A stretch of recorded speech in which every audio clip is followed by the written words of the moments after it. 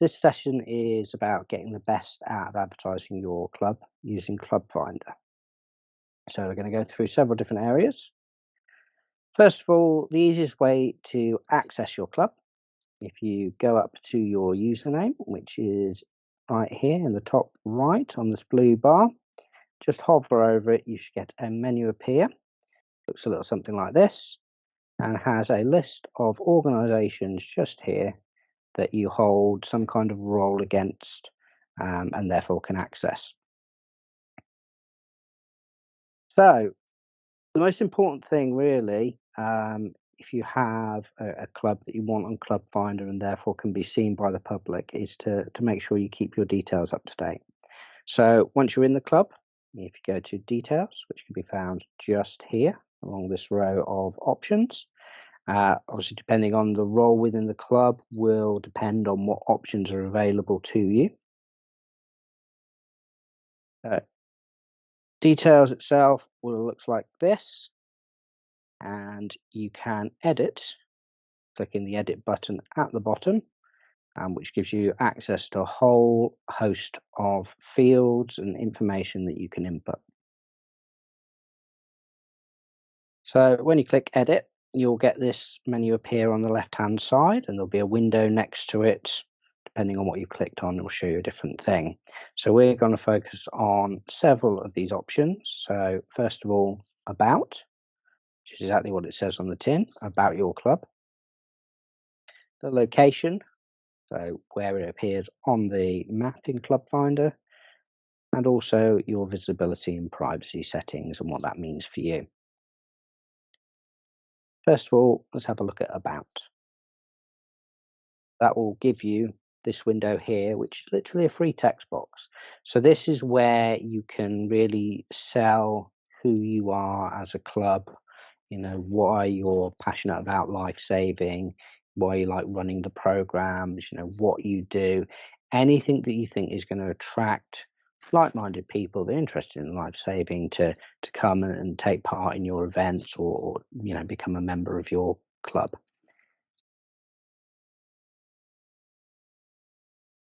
And we've got the location map. So this is important because when you pull up the Club Finder section of your RLSS UK account, the location you set here is where you are going to appear on there. So obviously you want that to be accurate. That gives you this window here. Now, as you can see, there's a map in there. There's also some boxes for latitude and longitude coordinates. So we're going to look at a couple of different ways that you can get that pin in the right place. So first of all, I've got a little video here. Now this is going to show you the method of using the map at the bottom to actually relocate that pin manually. So the first thing we're going to do is zoom out. Now you can do that a couple of ways. There's plus, minus, or you can use a scroll wheel if you've got a scroll wheel on the mouse. You can then drag and drop it to somewhere near where you want it. Keep zooming in and repositioning the map by just clicking on it and dragging it. Then you can find the location. So here I'm putting it on Red Hill House where we're based. And then once that's clicked in the right position, if you click save, it will remember that on the map. Another way to do it is by using a GPS coordinate search, such as the website on there, www.latlong.net. So you can put in the road name, town, and obviously where you are in the world. So we're in the UK. Click find, and that will give you the latitude and longitude coordinates, which you can just copy and paste and then enter them into your RLSS account. And again, when you hit save, it will put that pin on the map, so it knows where you are. And that's just where you can find the coordinates, just there in that red box.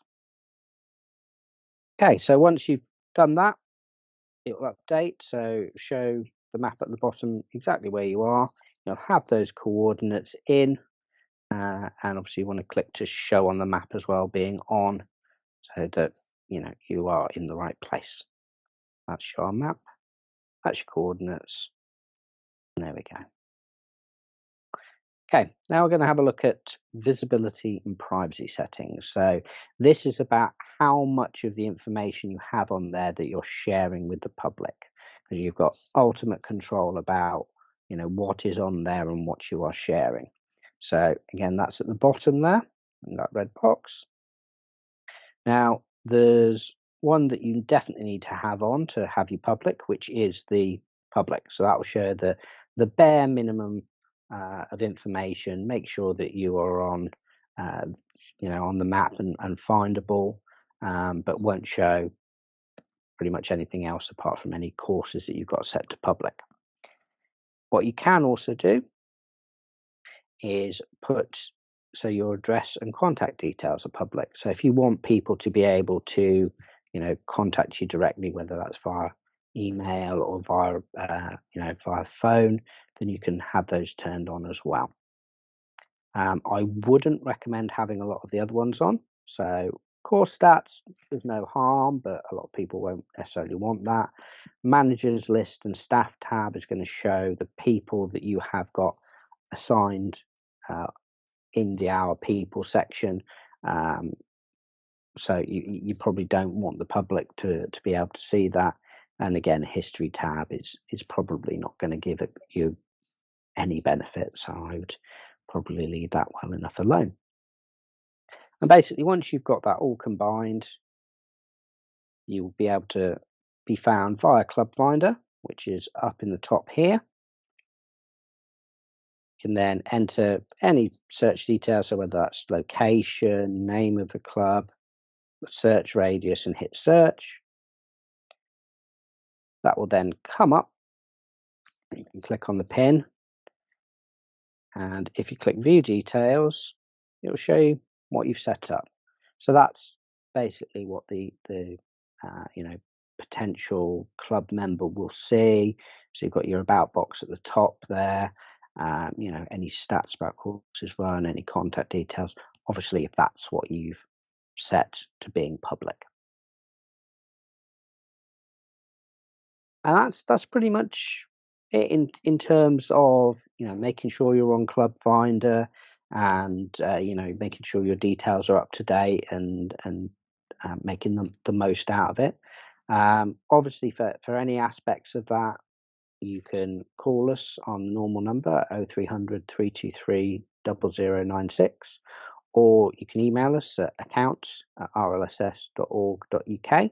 I man that inbox, so if you want to send any questions you have, not necessarily about this section of STAR, but any functionality, because obviously we understand that it is quite a powerful system, so there is a learning curve to it, and I'm more than happy to help with any of those questions. There are also some really useful, I'm a bit biased because I created them, but user guides available via our website at rlss.org.uk, and those are in the Your Account section under Guides, Tutorials and FAQs.